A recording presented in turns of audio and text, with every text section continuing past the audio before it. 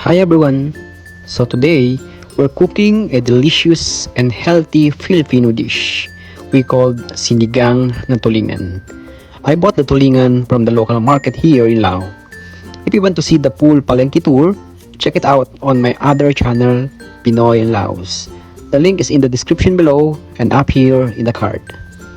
Let me show you what we need for this recipe.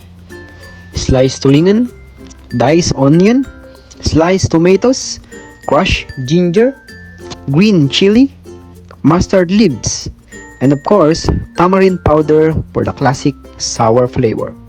Alright, let's start cooking. First, we boil some water. Once boiling, add the onion, tomato, ginger. I'm also adding a bit of fish sauce and some seasonings, but feel free to use your favorite spices.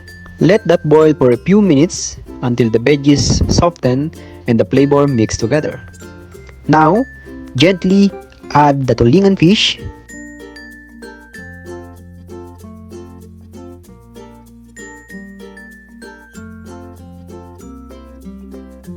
and green chili. Let it boil for about 5 minutes. After that, add your tamarind powder to make it sour and flavorful. Adjust your taste. Let it simmer for 2 more minutes. Then add the mustard leaves. Now, let's cook. It's time to eat. I always like to prepare a dippy sauce on the side. It's like fish sauce with pressed chili and calamansi.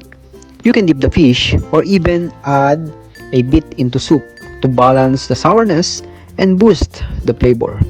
Super sarap, yes. The soup is warm and comforting.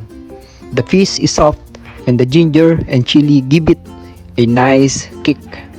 It's a simple dish but really satisfying and healthy too, right? Thanks for cooking with me today.